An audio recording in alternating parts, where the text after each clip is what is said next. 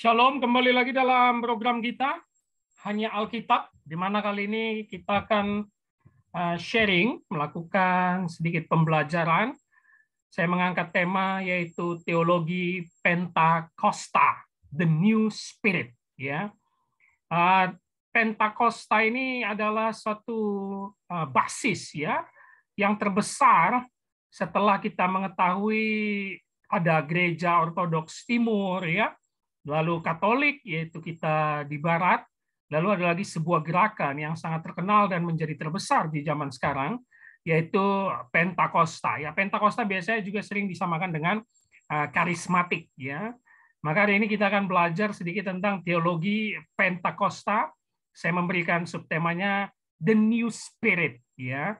Walaupun saya tahu banyak sekali komentar-komentar miring tentang Pentakosta berasal dari denominasi-denominasi atau teologi-teologi tertentu, tetapi di dalam pembelajaran mengenai teologi kita harus bersifat terbuka, teman-teman. Ya, maka di dalam pembelajaran kali ini kita itu harus terbuka, tidak hanya memihak kepada satu denominasi, tidak hanya fanatik terhadap teologi tertentu, tetapi kita mau terbuka dan melihat sumbangsihnya yang dipakai Tuhan di dalam zaman sekarang. Tentu di dalam setiap teologi atau gerakan itu ada plus minus. Nah, di situ nanti kita akan melihat plus minusnya yang sering dibahas oleh banyak orang, banyak hamba Tuhan, dan denominasi tertentu di zaman sekarang ketika membicarakan soal Pentakosta. Nah, saya disclaimer sedikit bahwa saya tidak akan membahas secara detail.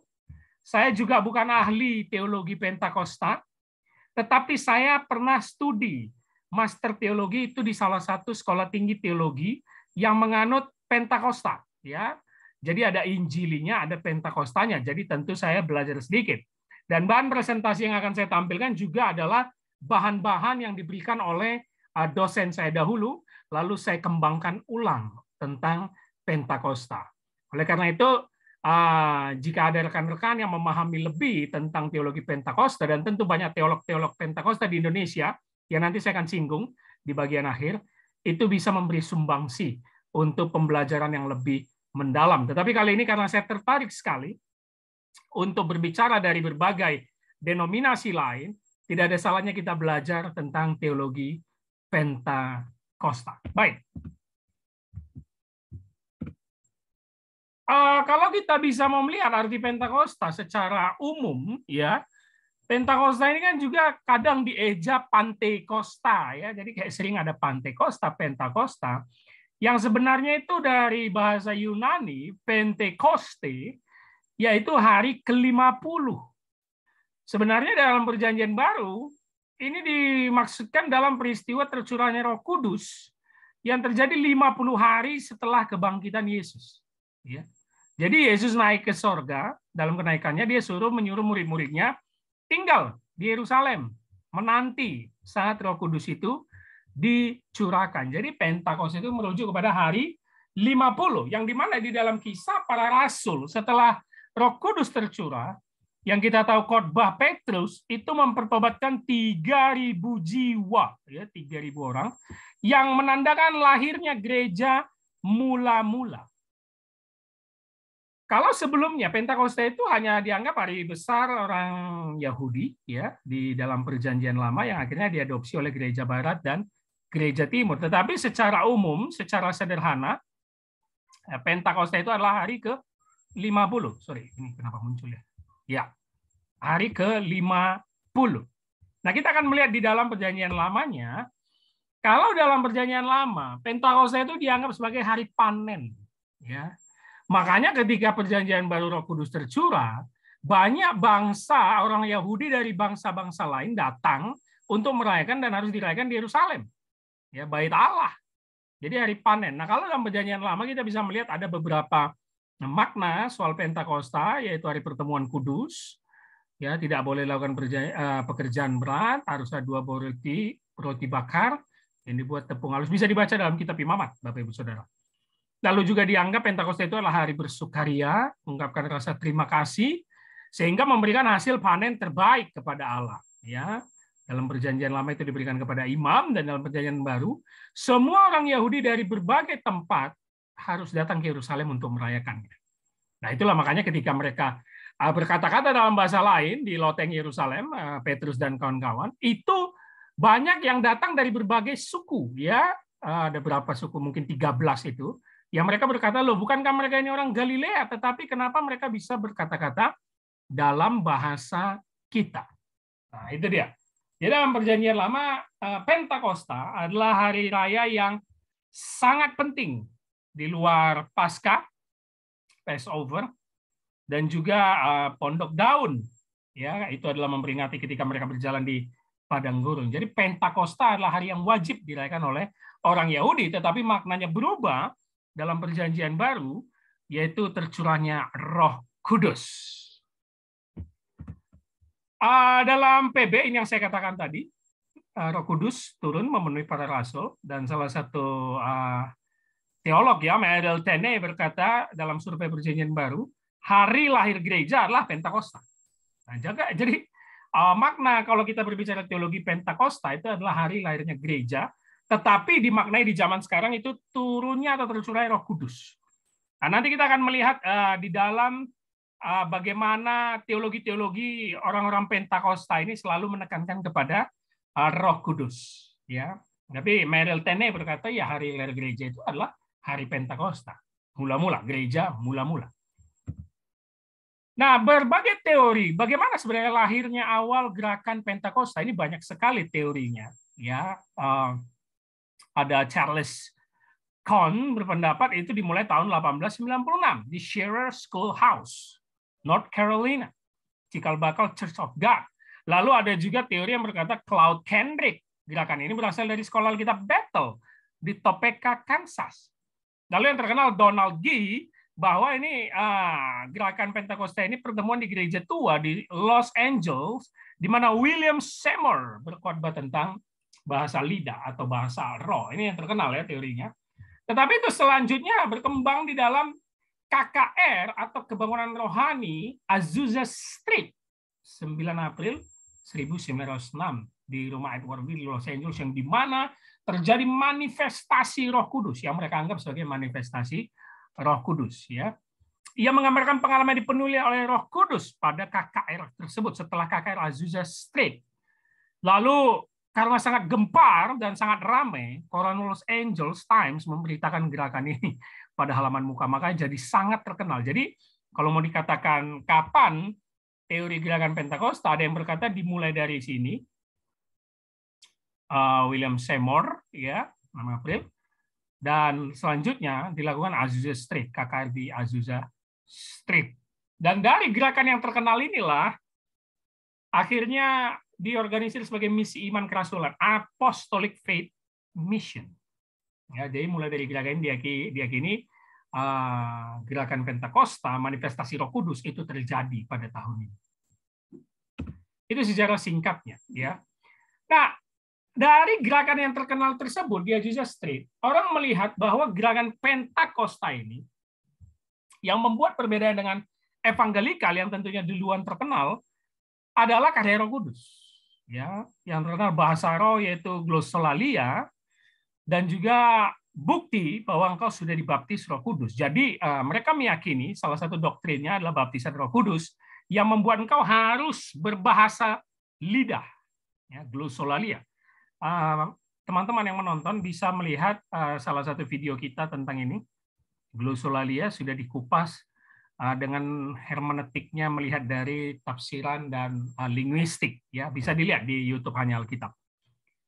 Dan beberapa gereja Pentakosta utama juga meyakini bahwa mereka yang tidak berbahasa roh belum menerima berkat dari baptisan Roh Kudus. Nah, ini yang banyak ditentang nanti oleh teolog-teolog Pentakosta. Jadi Pentakosta itu juga memiliki orang-orang yang sangat cerdas dalam memahami teks-teks kitab suci. Nah, klaim ini unik bagi kaum Pentakosta dan merupakan salah satu dari sedikit perbedaan dengan teologi karismatik, ya. Karismatik yaitu karismata yang menekankan mukjizat. Sebenarnya mereka sama saja, tapi kalau Pentakosta ini menekankan bahasa lidah. Karismatik itu mukjizat. Tapi keyakinan bahwa orang yang tidak diselamatkan apabila tidak berbahasa roh ditolak oleh aliran utama Pentakosta. Kalau saya tidak salah, bisa dikoreksi, justru di Indonesia cikal bakal Pentakosta itu atau Pentakosta mula-mula itu para petinggi-petinggi gembalanya pendeta tidak menekankan bahasa lidah. Ya.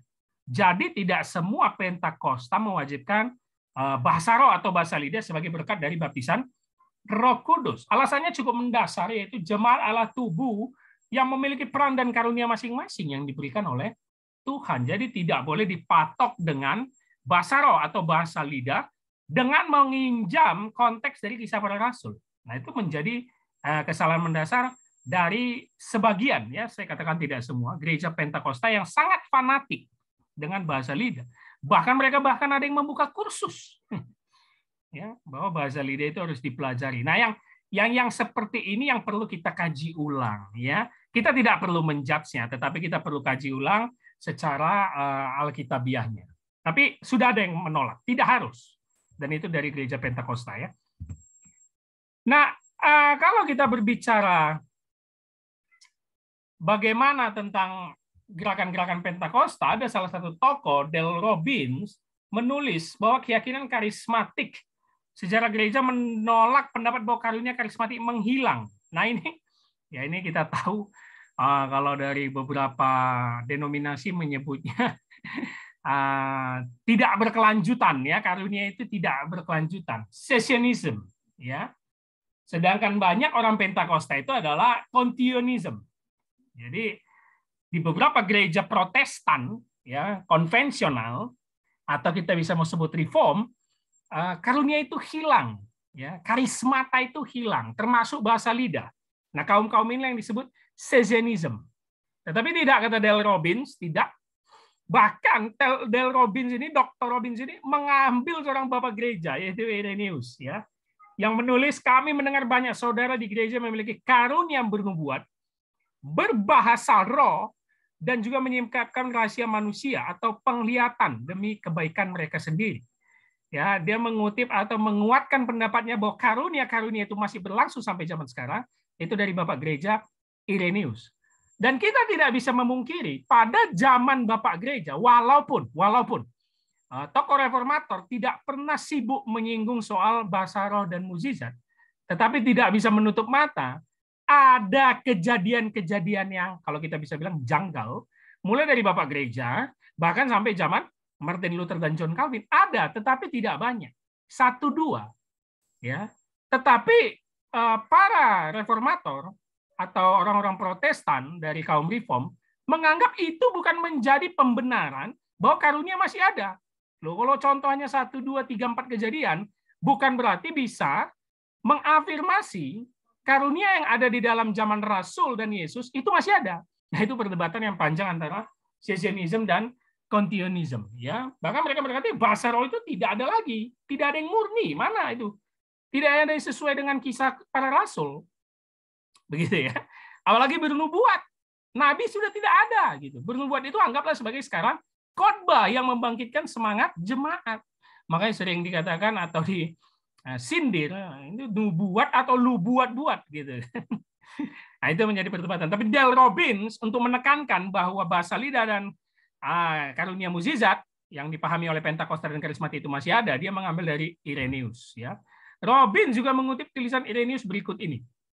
Ketika Allah menganggap perlu dan ketika gereja banyak berdoa dan berpuasa, mereka melakukan banyak perbuatan ajaib. Bahkan, nah ini menarik, menghidupkan kembali orang yang sudah meninggal. Berarti ada orang yang dibangkitkan di zaman Bapak Gereja. Dan itu dikutip oleh Dr. Robbins. Menurut Dr. Robbins, Tertullianus ya melaporkan kejadian itu, ini Bapak Gereja semua, Bapak Ibu Saudara. Origenes juga, ya, Eusebius, Firmilianus, dan Chrysostomus. Jadi bagi orang cessationism, hal ini betul ada, tetapi bukan menjadi indikasi itu betul masih berlaku di zaman sekarang. Karena kalau melihat kisah para rasul, murid-murid itu bisa melakukannya. Ya, saya mau katakan bukan terus-menerus juga, tetapi ada momen-momen tertentu ketika itu untuk menunjukkan karya Allah. Ya, kita tahulah Paulus, Petrus, Yohanes melakukan mukjizat tidak sekali 2 kali, sering. Nah, sehingga kaum cessationism menganggap kalau kejadiannya sekali 2 kali di Bapak Gereja ataupun di zaman Luther ataupun Calvin, itu bukan indikasi bahwa itu masih ada. Tetapi biarlah itu menjadi perdebatan yang sengit, Bapak Ibu Saudara. Kalau Bapak Ibu Saudara, teman-teman masih percaya mujizat ada, seperti yang dalam Alkitab, saya perlu tekankan ya, mujizat ini bukan bangun pagi, bukan. Ada yang berkata, saya tidak percaya ada lagi mujizat menyembuhkan orang buta, ya, tuli, membangkitkan orang. Enggak. Saya yakin mujizat dari Tuhan itu adalah bangun pagi udah mujizat. Bukan ya, bukan seperti itu. Kalau kita melihat konteks Alkitab ya, mujizatnya memang menyembuhkan orang, seperti itu. Nah, terserah kalau teman-teman masih menganggap itu ada, yakinilah, tapi harus dengan pembenaran teologi yang benar. Dan kaum Zionism juga, terutama kaum Reform, meyakini mereka tidak memiliki lagi karunia-karunia di zaman Yesus dan zaman Rasul. Nah, itu pertentangan antara Pentakosta dan aliran konvensional ya. Nah, sedikit ya, ini karena panjang sekali sejarahnya, saya tidak mau bahas. Pentakosta di Indonesia itu ya, itu katanya dimulai terkoordinir dengan berdirinya, ini bahasa Belanda ya, karena dari sejak kita dijajah oleh Belanda ya. Gerakan Pentakosta yang karismatik di Indonesia oleh David D.S. Lumoindong ya. Pelayanan misi dari Wynick van Loon bersama Johannes Thiessen dan Johannes Bernard dari Liverpool, Inggris. Nah, yayasan ini mengelola sebuah sekolah Kristen yakni Holland's Genesis School Met the Bible. Ya, sebagai pimpinannya tunjuk adalah Wynick van Loon ya. Genesis School Met the Bible. Nah, ini awal mula sejarah Pentakosta di Indonesia. Tapi kalau tadi dunia itu yang William Seymour dan Azusa Street. Dan akhirnya yayasan itu disponsori oleh Pak Von Stur, bergerak di bidang penampungan anak, ini awalnya, dan panti asuhan. Dan semua tokoh tersebut ternyata adalah simpatisan gereja Pentakosta yang diperkenalkan oleh John Bernard. Bapak Ibu Saudara, kalau mau membaca sejarah Pentakosta di Indonesia, itu bisa lihat Google atau beli buku-buku tertentu. Saya tidak akan bahas di sini karena bukan menjadi bagian yang utama untuk kita pelajari dalam teologi Pentakosta. Yang pasti sekarang Pentakosta itu gerakan itu sangat besar sekali di Indonesia. Dan ya anak-anak muda terutama sangat menyenangi dalam tata ibadah atau liturgi Pentakosta. Nanti kita singgung sedikit. Yang pasti gerakan ini masif sekali, ya masif sekali. Walaupun banyak sekali terjadi pertentangan dengan gereja konvensional yang sudah ada lebih dahulu ya. Baik, nah karakteristik atau ciri umum gerakan Pentakosta atau gereja Pentakosta seperti yang saya katakan, dengan yang pertama itu adalah karunia bahasa lidah, Roh Kudus. Ya. Lalu ada pembaruan infrastruktur ibadah. Nah, lagu rohani lebih modern atau kontemporer dibanding lagu lama, Gregorian atau hymn. Ya, makanya lagu-lagu sekarang itu menyemangati anak muda ketika beribadah, jiwanya semangat. Tetapi ketika di gereja konven ya mainstream, banyak anak muda itu malah tidur ya. Apakah ini menjadi suatu gerakan yang bagus? Atau kemunduran? Nah, itu lagi-lagi pertentangan antar doktrin setiap gereja dan denominasi. Begitu ya. Karena kalau gereja konven itu yang memakai lagu-lagu yang dari zaman dulu ya, yang sangat teologis ya. Semua perkataan di dalam lagu itu sangat teologis dan betul-betul alkitabiah. Tetapi kalau zaman sekarang atau gerakan Pentakosta karismatik, lagunya itu ya ada juga yang teologis, tetapi ada yang hanya ingin membangkitkan semangat. Tetapi maknanya kalau kita perhatikan liriknya itu sering salah dari kajian doktrin Alkitab. Ya, saya tidak akan bahas itu, tetapi kita bisa menemukan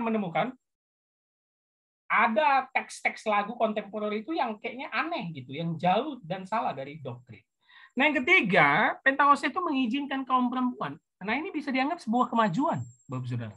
Tetapi bagi kaum fanatik ya, khususnya reform zaman dulu atau bahkan sampai zaman sekarang ada juga, kaum perempuan itu nggak boleh jadi pendeta, nggak boleh berdiri di mimbar. Bukan berarti nggak boleh pelayanan, boleh, tetapi tidak bisa jadi pendeta. Tapi Pentakosta memperbolehkan menjadi pendeta. Tetapi sudah banyak sekarang teologi berkembang bahwa ya tafsir-tafsir feminis ya sudah memperbolehkan perempuan sederajat ya.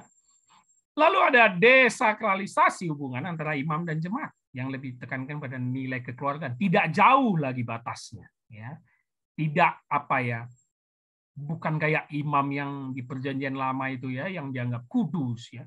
Tetapi ini sering juga menjadi kelemahan karena kedekatan yang terlalu dekat dengan jemaat banyak sekali terjadi kasus-kasus dan sudah banyak yang terkenal pelecehan seksual dan segala macam. Jadi harus memang kita kontekstualisasikan ya perkembangan ini dan tidak bisa diterima secara utuh semuanya.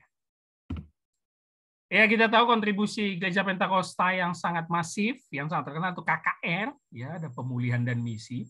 Bukan berarti gereja konvensional nggak ada KKR, ada juga, tetapi sangat jarang. Biasanya melakukan KKR itu adalah Gereja Pentakosta dan Karismatik. Nah, memunculkan gerakan-gerakan gereja baru lainnya, ada muncul teolog-teolog yang cukup ternama, itu William Menzies, Robert Menzies, Stanley Horton, ini cukup terkenal Stanley Horton, Martin William Midstall. Ada juga Gordon V, nanti saya akan bahas sedikit, memperkenalkan bukunya Gordon V, Kiner. Di Indonesia cukup banyak juga ya, ada Pak Junifrius Gultom, ya, banyak sekali orang-orang yang terkenal dari gereja Pentakosta atau karismatik. Sinode yang terkenal GBI kita tentu tahu itu memunculkan nama-nama yang sangat brilian di dalam memandang teks kitab suci. Ya, ada Pak Sigor Tanggang, ya, beliau juga di denominasi GBI.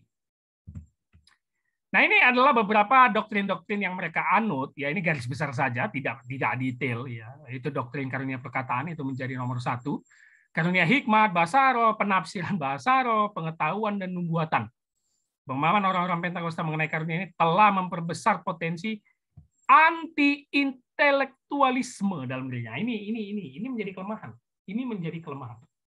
Bahwa sering sekali mereka akan katakan Roh Kudus yang berbicara kepada saya. Ngapain sekolah teologi? Ngapain tuh belajar tafsir-tafsir gitu ya. Ini menjadi kelemahan. Nanti kita akan bahas sedikit lagi yang tentang itu tadi ya, karunia perkataan. Lalu ada pengangkatan. Nah, ini saya yakin tidak semua gereja Pentakosta megang ini. Tapi sebagian besar, rapture, ya. Sebenarnya ini bukan berasal dari Pentakosta, tapi dari konsep teologis dispensasionalisme. Ya, ini di barat juga yang terkenal. Sehingga banyak sekali dianut oleh pendeta Pentakosta. Jadi ada yang mengatakan Pentakosta mengalami, tapi tidak semua. Yang mengatakan Yesus bisa datang hari ini atau besok secara tiba-tiba mengangkat umatnya ke awan-awan. Sehingga tekankanlah hidup kudus, ibadah tidak perlu belajar tinggi-tinggi karena kita akan diangkat ke awan-awan sebagai umatnya yang kudus. Kalau saya tidak salah ini mengambil salah satu teks kitab suci yang 1 Tesalonika, ya. Bahwa kita akan menyongsongnya di awan-awan. Nah, itu kan perlu pengkajian ulang ya, hermeneutik yang berbeda dari situ. Tidak mungkin sesederhana itu ya. Rapture. Tapi saya yakin banyak kaum Pentakosta tidak setuju juga dengan rapture, tapi biasanya yang tidak mendalami Alkitab lebih dalam selalu mengagumkan rapture. Ya, kita akan diangkat. Nah, berbicara soal rapture dan eskatologi, pada umumnya ya kaum Pentakosta mempercayai Yesus Kristus akan datang kok dan memerintah dalam kerajaan 1000 tahun. Nah, ini kita masuk lagi dalam pembicaraan yang rumit ya, yaitu kerajaan 1000 tahun amilenialisme ya. Yang seperti itu. Ada tiga kelompok itu. Kita sudah pernah bahas juga di YouTube. Hanya Alkitab ya. Jadi teman-teman bisa melihat biasanya amilenialisme itu dipegang oleh orang-orang yang tidak ada percaya rapture, yang percaya sudah terjadi kerajaan 1000 tahun itu ya sudah terjadi dalam kehidupan kita sehari-hari. Atau ada juga yang mengatakan Yesus datang itu nanti ya setelah 1000 tahun itu berlangsung, atau yang mengatakan sebelum 1000 tahun. Nah, Pentakosta meyakini Yesus Kristus datang kembali memerintah dalam kerajaan 1000 tahun di dunia. Berarti mereka secara harfiah meyakini ada kerajaan 1000 tahun ya. Meyakini. Oke. Kedatangan Kristus 2 kali meliputi pengangkatan orang-orang kudus yang merupakan pengharapan yang penuh bahagia bagi kita yang diikuti kedatangan dari Kristus dengan orang sucinya untuk memerintah di bumi selama 1000 tahun. Dan pemerintahan 1000 tahun ini akan membawa keselamatan bagi bangsa Israel ya. Nah, inilah tadi dispensasional ya, dispensasional. Nah, teman-teman bisa lihat di YouTube kita premil, amil, postmil. Nah, itu dia 3 jenis ini ya. Premil, amil, postmil. Jadi kelihatan premil itulah ada dispensasional ya. Dan memang premil dan amil yang sekarang menjadi perdebatan. Postmil sudah tidak diyakini ya. Banyak para teolog tidak diyakini lagi. Karena katanya Yesus itu datang ya setelah 1000 tahun ini dan keadaan dunia makin baik seperti itu. Tapi Kayaknya sesuai Alkitab, hari semakin jahat, dunia ini tidak akan semakin baik juga. Nah, ini pemahaman-pemahaman umum tentang doktrin mereka soal eskatologi. Nah, yang terkenal itu salah satunya adalah doktrin altar teologi. Ya, doktrin altar teologi. Ada pemahaman dalam gerakan Pentakosta bahwa kita bisa mendapat berkat atau penyucian penghuni secara instan di altar Tuhan. Nah, ini teman-teman yang kalau lihat KKR atau di gereja Pentakosta disuruh maju ke depan setelah khotbah biasanya ya. Lalu pendeta akan tumpang tangan ya, akan membicarakan suatu berkat dan kadang turun untuk menyentuh jemaat. Nah, ini yang kita bisa lihat fenomena jatuh ya. Jatuh, rebah. Nah, ini doktrin altar teologi. Rebah. Ya, walaupun ini menimbulkan banyak polemik sekali ya, tapi altar teologi ini bermaksud ingin mendoakan, nah ini nih, mendoakan dan juga memberikan semangat bagi jemaat yang mengalami pergumulan berat. Karena saya kena percaya tidak semua orang mau maju di altar teologi. Entah mungkin itu malu, tetapi yang maju itu disemangati ulang ya. Tetapi kalau ada yang bertanya apakah betul itu jatuh, rebah sampai kita perlu mengkaji ulang lagi secara biblisnya ya, rekan-rekan. Tapi biarlah ini menjadi doktrin mereka, dan biarlah juga jemaat yang meyakini doktrin altar teologi ini merasa disemangati. Bukan soal bagaimana suara Tuhan itu ada ketika kita maju. Tidak. Justru di khotbah suara Tuhan paling keras, bukan saat kita maju altar teologi. Seperti itu ya. Dan ini menjadi perkembangan dalam gereja Pentakosta dan karismatik. Nah, ini kita lihat, tidak heran banyak altar call ya, sekolah-sekolah teologi mementingkan pelayanan mimbar. Nah, ini menyambung tadi kepada karunia perkataan. Banyak pendeta Pentakosta sangat mudah mengatakan Tuhan berbicara kepada saya. Nah, ini yang sering disindir nubuat atau nubuat-buat ya. Mereka tidak lagi mau susah masuk dalam proses belajar, tidak usah belajar bahasa Yunani Ibrani, bahasa asli Alkitab. Karena mereka dapat pewahyuan, pencerahan dengan gampang di altar Tuhan. Bukankah Tuhan bisa berbicara langsung kepada kita? Nah, ini yang menjadi kritik kita ya kepada salah satu doktrin. Dan saya yakin tidak semua gereja Pentakosta megangin lagi. Tetapi bagi yang mau megang, ini akan menjadi kritik. Hal ini secara tidak sadar telah menjadikan iklim yang kondusif dalam Pentakostalisme, di mana sikap anti-intelek dengan leluasa berkembang biak. Saya mau katakan di dalam program kita kali ini, bagi rekan-rekan yang gerejanya Pentakosta atau karismatik, yang pendeta atau gembala yang masih sering memakai kalimat Tuhan berbicara kepada saya, teman-teman saya yakini jangan langsung percaya dulu. Ya, jangan langsung mudah percaya, jangan langsung bilang amin, jangan. Kaji ulang, lihat apa yang dibicarakannya, lalu lihat konteks kitab suci. Kenapa hal ini menjadi sangat gampang? Saya kan tidak hanya pendeta Pentakosta, semua pendeta bisa bilang ini loh. Sangat gampang. Kenapa? Tidak ada validasi bukti. Contoh lain, saya pernah ke surga. Saya pernah ke neraka. Nah, itu teman-teman bisa jumpai itu di YouTube, banyak sekali pendeta yang bilang pernah ke neraka, pernah ke surga, Tuhan ngomong sama saya, Tuhan bernubuat. Ini kan nggak ada validasi buktinya, gitu. Bagaimana kita mau membuktikan dia pernah ke surga neraka? Emang ada tiketnya gitu? Kan nggak ada. Bagaimana kita tahu Tuhan ngomong sama dia? Apalagi kalau nubuatannya sudah pasti soal duit, gitu. Kita sensitif untuk soal seperti itu. Tapi kalau yang dinubuatkannya rekan-rekan rasa pas sesuai dengan kitab suci, ya itu pun harus sesuai juga dengan hermeneutik atau tafsiran yang benar. Karena kan jemaat awam tidak menguasai bagaimana melihat konteks kitab suci dan tafsirannya sehingga langsung percaya.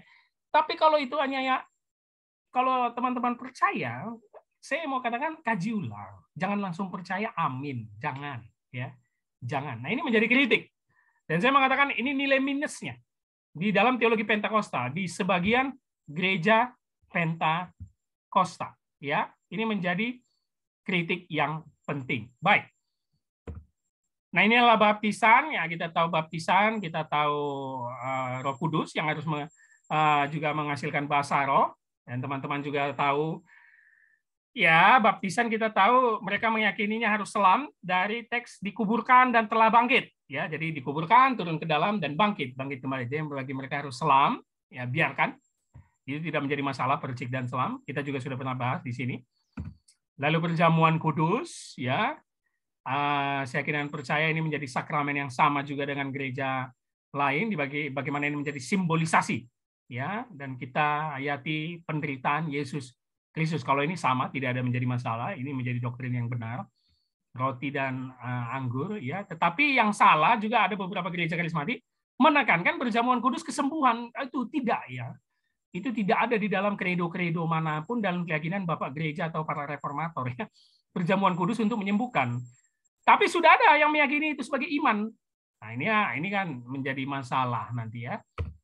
Nah, kesembuhan ilahi, gerakan Pentakosta awal kita tahu doktrin kesembuhan ilahi kebenaran yang sangat penting, ya, mengikuti kisah Yesus dan para rasul, sebagaimana juga bahasa roh mereka comot meyakini yang benar. Nah, ini juga perlu dikaji ulang, teman-teman. Ya, tentu kita harus mendoakan setiap orang yang sakit. Dan tentu kesembuhan itu berasal dari Allah. Tetapi kalau itu dilakukan secara reguler, seperti kebaktian minggu, itu kan menjadi pertanyaan. Nah, ini saya yakin tidak semua gereja Pentakosta juga ini menjadi plus minus, di mana jemaat itu termotivasi datang malahan hanya mencari kesembuhannya ketika ada KKR kesembuhan ilahi, bukan mencari firman Tuhannya. Nah, itu menjadi suatu hal yang berbahaya. Memperhatikan kekudusan adalah suatu hal yang sangat baik dari rekan-rekan gereja Pentakosta dalam teologi Pentakosta, bahwa ide daging atau dunia berasal dari iblis. Jangan terikat oleh hal-hal itu, tapi jangan juga mengasingkan diri. Pengudusan ini seakan-akan anti terhadap hal yang lain, sehingga menjudge orang-orang yang tidak melakukan apa yang mereka yakini. Ya, pengudusan ini mereka yakini umat Tuhan harus menjadi orang kudus yang berbeda dengan dunia, itu suatu hal yang benar sekali, ya. Bagaimana Paulus berkata dalam suratnya kepada jemaat di Roma, ya, berubah paradigma menjadi orang-orang yang kudus. Ibadah liturgi seperti kita sudah singgung soal musik tadi di depan, bagaimana mereka kontemporer, tidak lagi baku atau kaku. Mereka menggunakan hampir semua alat musik, ada drum, gitar, bass, ya. Dan ini perlahan-lahan memberikan masukan yang signifikan kepada gereja konvensional yang belakangan sudah melakukan ibadah kontemporer di hari sore biasanya. Padahal gereja konvensional atau mainstream biasanya anti sekali dengan alat-alat musik yang lain kecuali hanya yang piano atau organ, ya, keyboard, ya. Tetapi gereja Pentakosta dengan semangat nyanyian pujiannya ini menjadi suatu hal yang sangat mempengaruhi orang Kristen, khususnya anak-anak muda di zaman sekarang. Nah, ini tergantung rekan-rekan melihatnya suatu hal yang positif atau negatif. Tetapi ini menjadi unsur yang baru, ya, dalam nyanyian pujian dan khotbah. Tetapi kalau khotbah jangan juga lah banyak nyanyinya daripada firman Tuhannya. Ada juga tuh gereja yang seperti itu saya lihat, ya. Lalu ada altar call, altar service yang terakhir memberi kesempatan mengungkapkan pelepasan dari kuasa roh jahat, pengurapan, ya, ini juga menjadi bagian mereka, pengusiran roh, ya. Ya, banyak juga melakukan itu. Ya, itu tidak masalah selagi itu tidak dimanipulasi, ya. Karena ada beberapa kasus yang saya temui dan juga kesaksian dari teman itu manipulasi, ya. Kesembuhan, pelepasan dari roh jahat itu banyak yang dimanipulasi. Tetapi kalau memang yang mempraktikkan yang seperti Alkitab katakan, Yesus dan Rasul, pahamilah secara konteks dulu dan maksud dari teks itu. Jangan menganggap kita punya kekuatan yang terus-menerus bisa melepaskan orang roh jahat. Tugas orang Kristen kan tidak seperti itu sebenarnya, ya. Tetapi ini menjadi ibadah dan liturgi yang baru, yang memberikan semangat baru, spirit. Makanya tadi subtema saya berikan, the new spirit. Ini basis gerakan terbesar yang memberikan the new spirit kepada setiap umat Tuhan, jemaat Kristen di zaman sekarang. Itu bisa menjadi suatu hal yang positif. Baik, kesimpulannya. Kesimpulan pertama bisa kita ambil, Pentakosta sama dengan denominasi Protestan lainnya, hampir sama, ya. Percaya keselamatan anugerah Allah, by grace alone, by faith alone, bukan oleh perbuatan baik manusia. Percaya bahwa setiap orang Kristen adalah imam, ya, tidak lagi ditugaskan kepada satu sosok pemimpin seperti dari Gereja Katolik Roma. Percaya bahwa Alkitab adalah firman Allah dan dasar segala doktrin gereja. Percaya Alkitab tidak bersalah, yaitu juga dipahami oleh para reformator awal dan gereja Reform, Protestan awal-awal, tidak bersalah segala macam, itu sama. Kedua, gerakan ini sungguhnya sama dengan gerakan reformasi, ya, tetapi lebih tepatnya sayap kiri yang radikal, yaitu Anabaptis, ya. Nah, jadi memang lahirnya gerakan baptis Islam itu Anabaptis yang akhirnya diadopsi oleh Pentakosta. Lalu ketiga, aliran Pentakosta juga dapat digolongkan kaum kelanjutan dari kaum Injili, ya. Teologinya cenderung fundamentalis, yaitu Alkitab tidak bersalah, apa yang Alkitab katakan, ya, atau yang Roh Kudus katakan, ya. Jadi memang sudah tidak ada beda di zaman sekarang Injili dengan Pentakosta, udah hampir nggak ada bedanya. Makanya sering digabungkan Injili Karismatik Pentakosta, ya, bahwa semangat memberitakan Injil dan juga percaya terhadap karunia. Jadi digabungkan tuh Injili, Pentakosta, dan Karismatik. Kalau kita melihat gerakan reform yang awal mula Martin Luther itu kan bukan soal karunia, tapi bagaimana back to Bible, ya, sola scriptura, sola fide, ya. Nah, ini yang menjadi gerakan yang baru, saya katakan yang menjadi gerakan masif yang besar sekali, sehingga apa ya, di zaman sekarang orang itu bisa melihat gerakan Pentakosta menjadi suatu gerakan yang baru. Tetapi seperti saya katakan, banyak denominasi dan orang-orang lain juga merasa ini gerakan yang aneh dan salah, plus minus. Tokoh Pentakosta yang adalah Donald Gee berkata bahwa doktrin Pentakosta sebenarnya merupakan penyempurnaan dari doktrin kaum Injili. Lalu yang keempat, banyak ahli sejarah gerakan Pentakosta berpendapat bahwa gerakan Pentakosta timbul dari aliran holiness, ya, dikaitkan dengan doktrin sanctification atau pengudusan atau penyucian. Begitu juga dengan teologi Wesley, dapat simpulkan pertobatan dan pembenaran, perfection. Kalau kita belajar Wesley yang akhirnya nanti menjadi gerakan metodis juga, ya, penyempurnaan Kristen. Nah, itu dia. Jadi dianggap Pentakosta ini adalah penyempurnaan dari gerakan-gerakan reform atau kaum Injili atau pietisme pada zaman itu, ya, yang berkembang. Nah, kelemahan yang terakhir, kurang dalam memahami konteks Alkitab, lebih bersifat emosional, dan hanya fokus pada penataan organisasi di gereja. Kita tahu gereja Pentakosta itu adalah gereja yang otonom, mandiri, ya, bukan seperti gereja-gereja yang sinodal, ya. Nah, ini menjadi kelemahan, hanya berharap Tuhan berbicara kepada saya, tidak berbicara lewat konteks Alkitab, tidak memahami latar belakang, sejarah historinya, dan bersifat emosional, nangis, ya, angkat tangan puji. Itu tidak ada yang salah dengan gaya itu, tetapi terkadang ya itu rebah, hanya terbawa emosional, nangis sambil nyanyi gitu, ya, nyanyi sambil nangis gitu, ya. Tetapi tidak memahami firman lebih dalam. Nah, ini menjadi kelemahan yang harus dikoreksi beberapa gereja Pentakosta. Saya kira ada gereja Pentakosta yang sangat alkitabiah dan sangat luar biasa dalam memahami konteks Alkitab, dan para pendeta-pendetanya juga sudah sangat mumpuni untuk mengajarkan firman Tuhan. Tapi bagi yang belum, dan jemaat yang mendengar program kita ini, mari semangat reformasi ditimbulkan supaya berjalan beriringan dengan semangat Pentakosta, ya, semangat Injili begitu, ya. Soal bahasa roh, soal mujizat, coba dikaji ulang lagi, coba dilihat secara akademik lagi. Sudah banyak sekali teolog-teolog yang membahas itu, dan dalam program kita juga teman-teman bisa melihatnya. Baik. Dan ini adalah buku dan teolog luar negeri Pentakosta yang sangat diakui dunia karena sumbangsi yang luar biasa. Gordon Fee, ini sarjana perjanjian baru yang baru saja meninggal, ya, dia pernah menulis Gospel and Spirit, dia ini Pentakostal.